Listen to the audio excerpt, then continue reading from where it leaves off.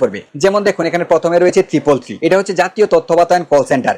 এখানে আপনি বাংলাদেশের যে কোনো তথ্য জানতে ও সরকারি কর্মকর্তার সাথে কথা বলতে, অর্থাৎ যে কোনো দপ্তরের বাংলাদেশের যে কোনো কর্মকর্তার সাথে যদি আপনি কথা বলতে চান তাহলে 333 আপনি কল করতে পারেন। তারপর রয়েছে 999, এটা হচ্ছে বাংলাদেশের জরুরি কল সেন্টার। যেমন আপনার যদি পুলিশের প্রয়োজন হয়, পুলিশের সহযোগিতার প্রয়োজন হয়, অথবা ফায়ার সার্ভিসের সহযোগিতার প্রয়োজন হয়, অথবা আপনি যদি যে কোনো সময় অ্যাম্বুলেন্সের আপনার প্রয়োজন হয় রোগীর জন্য, তাহলে কিন্তু আপনি 999 কল করে এই সুযোগ সুবিধাগুলো আপনি নিতে পারবেন। তারপর রয়েছে 105, এটা হচ্ছে জাতীয় পরিচয়পত্র কল সেন্টার। আপনার যদি জাতীয় পরিচয়পত্র নিয়ে কোনো কোয়েশ্চেন থাকে, কোনো কিছু জানতে চান, কোনো প্রবলেম থাকে, আপনার জাতীয় পরিচয়পত্রতে সংশোধন করাতে চান, সেক্ষেত্রে আপনি এখান থেকে কিন্তু যে কোনো তথ্য আপনি সংগ্রহ করতে পারবেন। এছাড়াও আপনি যদি নতুন ভোটার আইডি কার্ড করতে চান, সেক্ষেত্রে আপনার কি কি তথ্য প্রয়োজন পড়বে, কি কি তথ্য আপনার সংগ্রহ করতে হবে, সেগুলো কিন্তু আপনি 105 কল করে আপনি জানতে পারবেন, যে কোনো হেল্প আপনি নিতে পারবেন। তারপর রয়েছে 106, এটা হচ্ছে দুর্নীতি দমন কমিশনের কল সেন্টার। যে কোনো দুর্নীতি যদি আপনার চোখে পড়ে, আপনার আশেপাশে যদি কোনো দুর্নীতি পড়ে আপনার চোখে, আপনি যদি অভিযোগ দায়ের করতে চান, তাহলে কিন্তু 106 কল করে আপনি খুব সহজেই করতে পারবেন। তারপর বন্ধুরা রয়েছে 109, এটা হচ্ছে নারী নির্যাতন বা বাল্য বিবাহ। অনেক সময় কিন্তু নারী নির্যাতন হয়, এছাড়া বাল্য বিবাহ হয়। আপনি যদি নিজে এগুলো পদক্ষেপ নিতে না পারেন, সেক্ষেত্রে কিন্তু আপনি আইনি পদক্ষেপ নিতে পারেন। যেমন 109 কল দিয়ে আপনি কিন্তু বাল্য বিবাহ অথবা নারী নির্যাতন সম্পর্কে অবগত করতে পারেন, যে কোনো হেল্প আপনি নিতে পারেন, যে কাউকে হেল্প করতে পারবেন। ঠিক আছে। তারপর রয়েছে বন্ধুরা 131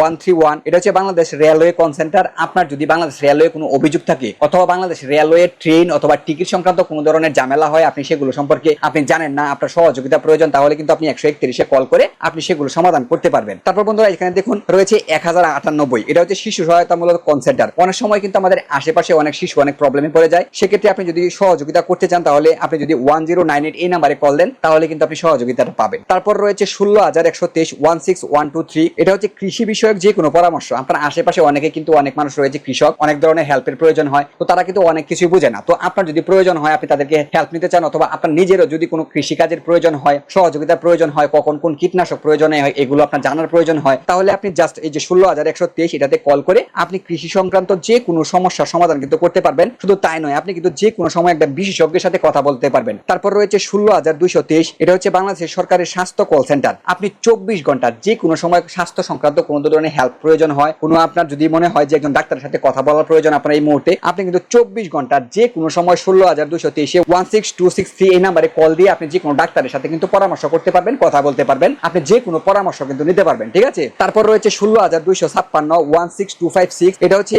বাংলাদেশের ইউনিয়নের সকল তথ্য কল সেন্টার। অর্থাৎ আপনার ইউনিয়ন সম্পর্কে আপনি যদি কোনো কিছু জানতে চান, তাহলে আপনি 16256 এই নাম্বারে কল দিয়ে আপনি আপনার ইউনিয়নের পরিচয় দিয়ে আপনি সকল তথ্য আপনি কিন্তু প্রয়োজন মতো আপনি জানতে পারবেন। তারপর রয়েছে 16402 16402, এটা হচ্ছে বিটিসিএল কল সেন্টার। আপনি বিটিসিএল এর যে কোনো তথ্য জানতে চাইলে 16402 এই নাম্বারে কল করতে পারেন। সর্বশেষ রয়েছে 16430 16430, এটা হচ্ছে সরকারি আইন সহায়তা কল সেন্টার। আপনার যদি কোনো আইন সম্পর্কে ধারণা না থাকে, অথবা আপনি নির্দিষ্ট কোনো বিষয়ের আইন সম্পর্কে জানতে চান, হঠাৎ করে কোনো ঝামেলায় পড়ে গিয়েছেন, সেটার আইন সম্পর্কে আপনার জানা নেই, সেক্ষেত্রে আপনি কিন্তু একদম বিনামূল্যে আপনি 16430 এই নাম্বারটাতে যদি কল দেন, তাহলে কিন্তু আপনাকে সেই আইন সম্পর্কে আপনার কথা শুনে সকল ডিটেইলস কিন্তু ব্যাখ্যা কিন্তু আপনাকে বলে দেওয়া হবে। তো বন্ধুরা অবশ্যই বুঝতে পারছেন এই যে কোডগুলো রয়েছে বা নাম্বারগুলো রয়েছে, এই নাম্বারগুলো আমাদের জন্য কতটা উপযোগী। তাই অবশ্যই আপনি যদি একজন বাংলাদেশী নাগরিক হয়ে থাকেন, তাহলে এই কোডগুলো বা নাম্বারগুলো আপনি আপনার মোবাইলে সেভ করে রেখে দেন এবং শেয়ার করার মাধ্যমে